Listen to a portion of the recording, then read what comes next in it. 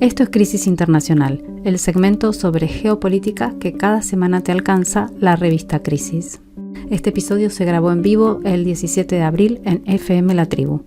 Si querés escucharnos en directo, sintoniza FM 88.7 o fmlatribu.com los viernes de 14 a 16 horas. Hoy, Viole Weber y Mario Santucho analizan el escenario postelectoral en Perú y entrevistan a Anaí Durán, senadora electa de Juntos por el Perú.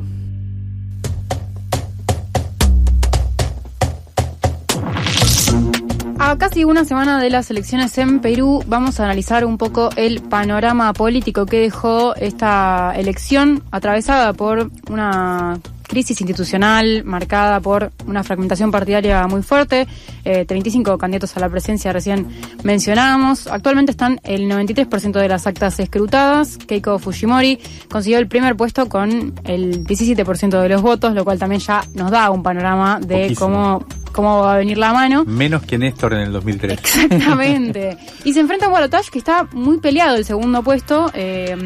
Todavía, digamos, hay margen de que haya un volantazo, pero todo apunta a que el balotaje, que es en junio, va a ser contra Roberto Sánchez de Juntos por el Perú, quien obtuvo el 11,97% de los votos, seguido del ultraderechista Rafael López Aliaga, que obtuvo 11,93% de los votos, es decir, estamos hablando de una diferencia de 0,04% de los votos.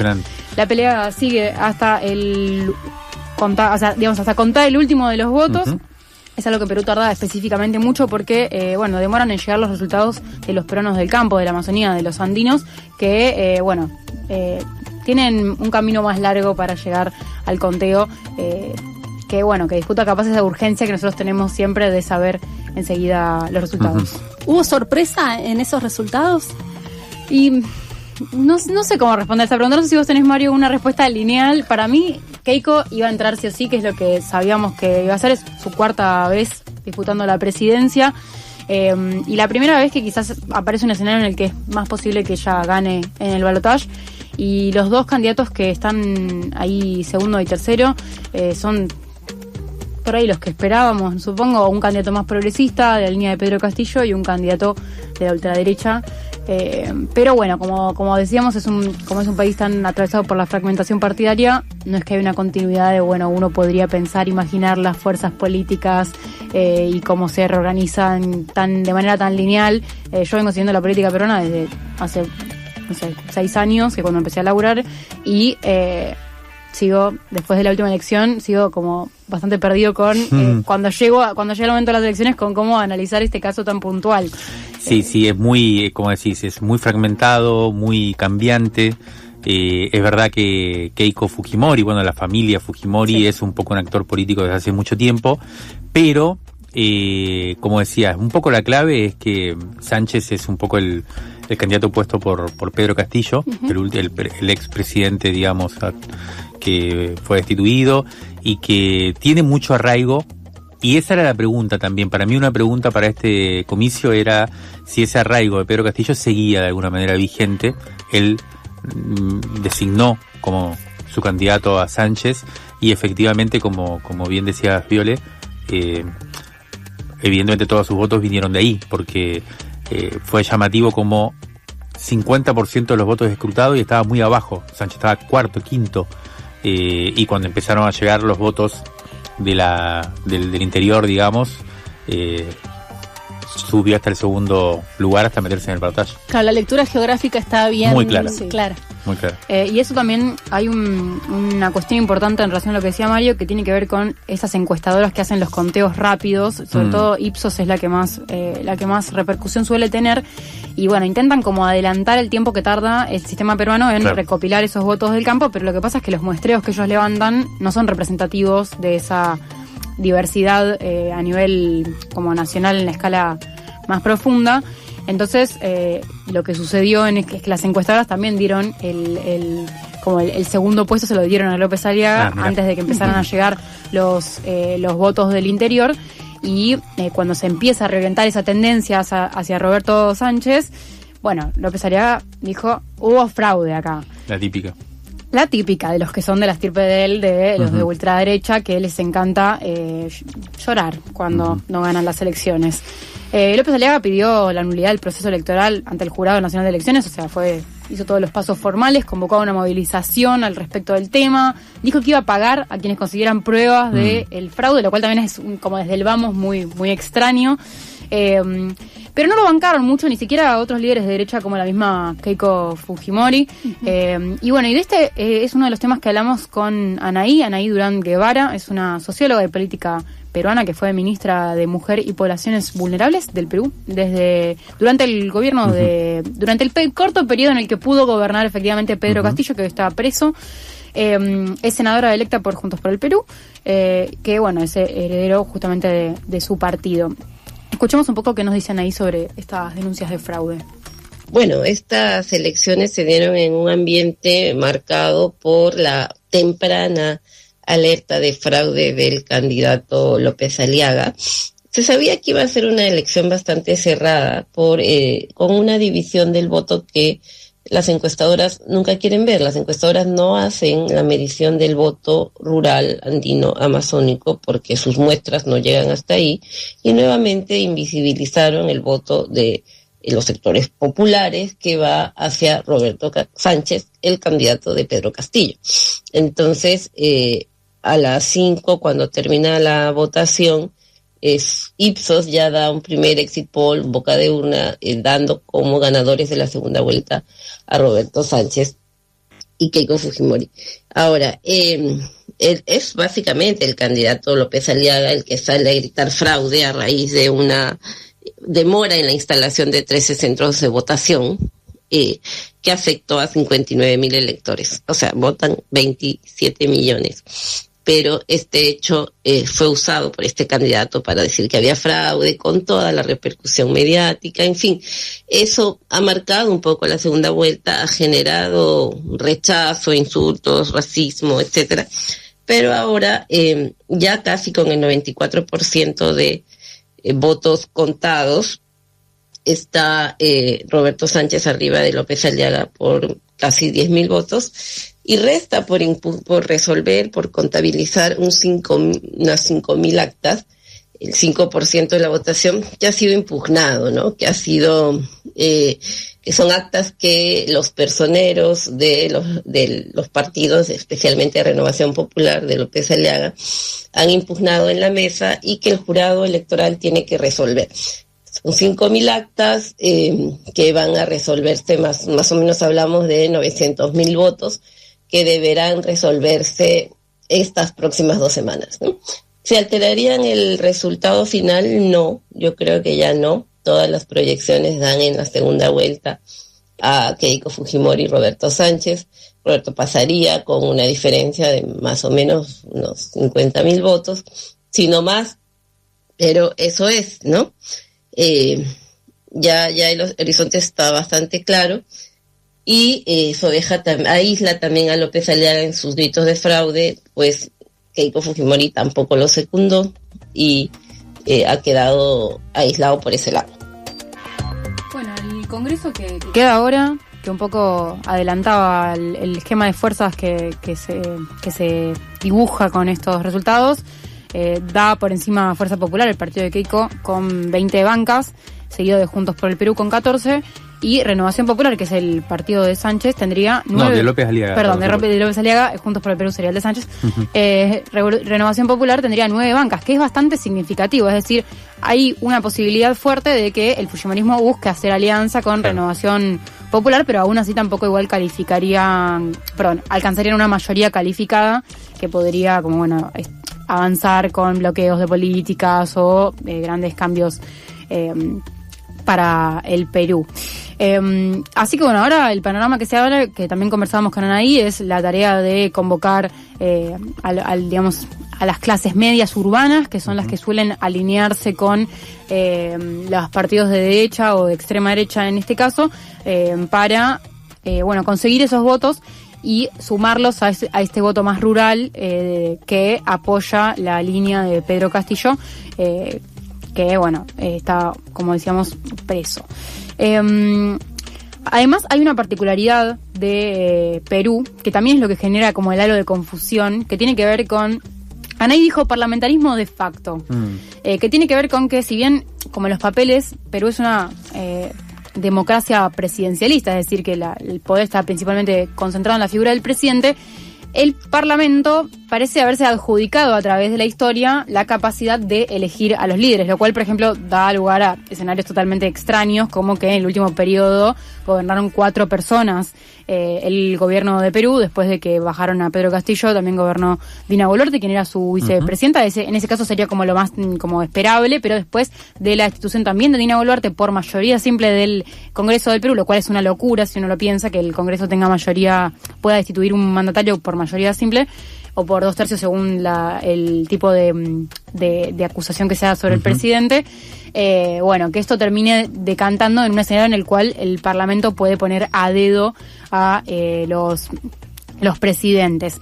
Entonces, bueno, esto es algo que está en vista de el partido de Anahí, que, bueno, tiene en consideración que sobre todo los principales cargos importantes, hablamos por ejemplo del director del Banco Central, del Tribunal Constitucional, la Junta de la Justicia, todos esos roles, o sea, todas las personas que conforman esos roles están elegidas también por el Congreso. Entonces, el hecho de que la derecha pueda conformar un poder mayoritario, claro, eso decanta en también un traslado de ese poder a estos otros espacios, a estos otros poderes de gobierno. De hecho, no sé ni cómo se llama el presidente de Perú actual, por ejemplo. Ahora, mira, yo no me lo acuerdo, pero lo tengo acá anotado. Tal es José María Balcázar.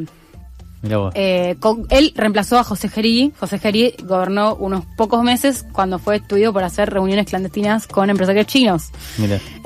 Y que José Gerí a la vez fue quien reemplazó a Dina Boluarte, que Dina Boluarte duró bastante, fue la que más duró en este periodo. Sí, duró también por un acuerdo con el Parlamento, porque de alguna manera traicionó muy fuertemente a Pedro Castillo y fue puesta por el Parlamento como una manera de cuidar las propias prerrogativas. No, sí, como decís, es una especie de mafia que gobierna desde el Parlamento sin poner la cara siquiera, y como decís, tiene los principales resortes de poder, digamos, ¿no? Es una cosa tremenda. Es así, tal cual, y ahora lo que está pasando de alguna manera, que empezó con la elección de Pedro Castillo, tiene que ver con sectores que antes estaban corridos de la política, que delegaban la elección de las cúpulas de gobierno en Lima y las grandes ciudades costeras, que ahora buscan tener representación en el gobierno, y esos son los sectores rurales, que fueron los que votaron a Pedro Castillo y son los que ahora también buscan delegar ese voto. Así que bueno, como decimos, es un sistema bastante como convulsionado. Escuchemos a ver qué nos dicen ahí sobre el estado de la democracia en su país. A ver, yo creo que en este momento en Perú hay una crisis de la democracia muy, muy profunda, que no pasa por los gritos de fraude de la ultraderecha, ni porque se demoraron en instalar unas mesas. No, la crisis de la democracia en Perú tiene que ver con el desconocimiento sistemático al voto popular y a la dignidad de más del 30% del país. Es por eso que nuevamente está en agenda y está de protagonista una figura como la de Pedro Castillo. Esta elección la gana Pedro Castillo.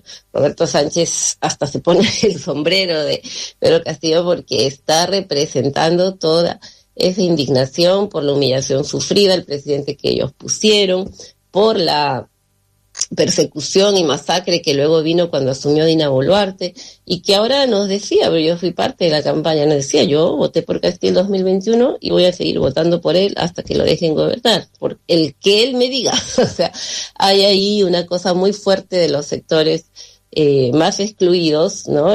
Voto rural, estos sectores E y D, que ahora se han inventado las estadísticas, que son los pobres, que son los indígenas, los cholos, los amazónicos, los andinos, que quieren protagonismo, que quieren gobernarse ellos mismos, ¿no? Entonces, por ese lado siento que hay una democratización, por el lado de que ya estos sectores que antes delegaban su representación a candidatos del establishment, generalmente limeños, izquierda, etcétera, ahora han puesto una distancia, han dicho nosotros somos los que nos gobernamos, y es Pedro Castillo quien lidera eso. Todavía está muy incipiente y todavía se enfrenta con la barrera de la clase política y de las élites, pues, que, como estamos viendo, impiden a toda costa esa posibilidad, ¿no? Empezando por inventar fraudes, deslegitimar las instituciones electorales, todo lo que estamos viendo ahora en vivo y en directo, y que lo vivimos el 2021 también hubo invento del fraude por parte de la derecha cuando pierde. Entonces, por ese lado, creo que hay una pugna entre un Perú que quiere democratizarse, que quiere ser protagonista, que encuentra en las elecciones una vía para hacerse oír y no ser masacrado, y una clase política que sigue siendo absolutamente reacia a estos cambios, ¿no? Y que por el contrario deteriora la poca institucionalidad democrática que tenemos, erosiona, petardea, no les importa tirarse abajo la Oficina de Procesos Electorales ni inventar denuncias, hasta pagar por denuncias. López Aliaga dijo que pagaba casi $7,000, 20,000 soles por pruebas, ¿no? O sea, tú denuncias cuando tienes pruebas, no pagas para que traigan las pruebas. En fin, entonces creo que estamos en esa pugna entre un Perú que está pugnando por nacer, un Perú plebeyo, digamos, para usar el término, y un Perú básicamente atrincherado en Lima, que es la única región en la que gana López Aliaga, y el fujimorismo en las grandes ciudades de la costa, que se niega a eso, ¿no? Y que yo creo que va a tener que ceder, porque ya esta marcha me parece que está bastante asentada y ha llegado para quedar. Creo que un poco el resumen de este audio es que estuvo flojo de papeles. La denuncia de fraude esta vez, $7,000, ¿no? Por la denuncia de fraude, por una prueba, claro. ¿Quién puede inventar una prueba para conseguir los $7,000? Esa es la pregunta. Y bueno, Keiko también lo soltó un poco, le soltó la mano. El modus operandi de la denuncia de fraude también no hubo tanto lugar a eso porque hubo incluso veedores internacionales de la Unión Europea, de la OEA, que estuvieron como corroborando el proceso electoral y no denunciaron irregularidades, con la excepción solamente de algunos problemas organizativos asociados a la tardanza en la apertura de mesas y demás. Y bueno, ya yendo más capaz a rascar un poco más el contexto, hablamos de un país donde, bueno, como vemos hay mucha inestabilidad, pero hay un tema que se mantuvo constante durante las últimas décadas y que tiene que ver con la inauguración del puerto de Chancay. Mario, ¿vos estuviste hablando con Anaí sobre el tema? Sí, me pareció que era algo que estaba bueno también poner en juego. Y le hice algunas preguntas al respecto, estuvimos intercambiando. No, le pregunté si el tema geopolítico había estado de alguna manera en el marco de la discusión electoral. Me dijo que no mucho, que casi no, y que en todo caso el candidato Sánchez es el más el que puso en juego el tema, porque parece que Sánchez es uno de los principales impulsores del puerto de Chancay. Desde el principio integró, digamos, la comisión que se organizó, creo que es el presidente de la comisión en el Congreso, que es de seguimiento del puerto de Chancay, y tiene una posición, le pregunté si tiene una posición pro-China, me dijo que no necesariamente, pero sí por lo menos multilateral, digamos, en un sentido, durante todos estos meses, previos a las elecciones, hubo una presión muy fuerte de Estados Unidos, del gobierno de Trump, para que Perú corriera a las empresas chinas de la gestión del puerto que financió el gobierno chino, que es un puerto muy importante, ¿no? Realmente, sí, quizás uno de los centros logísticos más importantes de los últimos que se haya hecho desde el canal de Panamá hasta acá, digamos, ¿no? Y que ha modificado de alguna manera el tránsito, digamos, de mercancías por el continente hacia Asia y demás. Para China es una apuesta estratégica, y el gobierno de Estados Unidos está haciendo mucha presión por tener injerencia sobre el puerto. Bueno, esto también se va a discutir en función de lo que me decía también es que Keiko Fujimori es mucho más pragmática, que claramente López Aliaga es el candidato del trumpismo, que envió un asesor directamente a participar de la campaña, y que en todo caso, de alguna manera, si pasa uno u otro la segunda vuelta, o si se consolidan estas denuncias de fraude, bueno, todo esto va a estar en juego también ahí detrás, ¿no? Hay algo interesante de la disputa de Estados Unidos y China sobre esta cuestión del puerto de Chancay, que tiene que ver con que, o sea, para mí un buen paralelismo para pensarlo es que China tiene una estrategia marítima de establecimiento de puertos. China inauguró 164 puertos en los últimos años al partir de la iniciativa de la ruta de la seda, de la nueva ruta de la seda, de la franja y la ruta es el nombre formal, en el cual lo que buscan hacer constantemente es esquivar pasar por puertos de Estados Unidos y de sus aliados occidentales para priorizar el comercio como transpacífico. Entonces, en ese sentido, Chancay es un puerto fundamental, el más grande de la región, aunque hay otros puertos inaugurados en la región, y que funciona de alguna manera como es el equivalente a la estrategia de bases militares estadounidenses. Bien. Bueno, para China son las bases marítimas. Entonces, esas bases marítimas, que son megapuertos, tienen como muchas capas de desarrollo. Ahora como que inició su primera fase de funcionamiento, pero falta mucho más, es decir, va a ser mucho más grande de lo que es al día de hoy. Y sí es un punto muy importante para mirar. También otra cosa interesante de lo que decías recién, que tiene que ver con el apoyo de Donald Trump, que el mismo domingo de las elecciones en Perú se llevó otro tortazo con la aplastante derrota de Víctor Orbán en Hungría. J.D. Vance, su vicepresidente, había viajado para acompañar a Víctor Orbán y la derrota fue pero brutal, con una diferencia muy muy grande de votos con Peter Magyar, que fue quien ganó las elecciones. Un candidato que igual era de una derecha más institucionalista, no era ningún progresista ni nadie de izquierda, pero sí que corrió del eje a estos líderes de extrema derecha. Y bueno, creo que en este sentido López Aliaga, en este sentido, tiene esos rasgos autoritarios de la extrema derecha que, por ejemplo, habíamos visto que por supuesto en Trump, pero también en Bolsonaro acá en la región, o que lo vemos también, por ejemplo, en El Salvador de Bukele, que tienen que ver con desconocer los resultados de las elecciones y que en el caso de Orbán tuvo que aceptar quizás por esa abrumadora diferencia de votos. En el caso de Aliaga, lo que sucede es que la diferencia es tan chiquita que tiene como de alguna manera más margen de especular o aprovechar esa poca diferencia de votos para denunciar una irregularidad en el proceso electoral, que además está como muy golpeado por una institucionalidad que, bueno, como venimos viendo, está muy, muy difícil. Ahora, bueno, vamos a ver qué pasa en el próximo 7 de junio, en el balotaje, en el que se enfrentarán probablemente Keiko y Sánchez. Y sobre todo la pregunta, igual, más que quién gane, para mí es si va a poder mantenerse en el cargo durante todo su mandato. Esto fue Crisis Internacional, el segmento de geopolítica de Crisis en el Aire, conducido por Violet Weber y Mario Santucho. En la producción y edición, Alejandro De Masi. Yo soy Flor Badaraco, la ilustración es de Ezequiel García. Nos encontramos la próxima semana.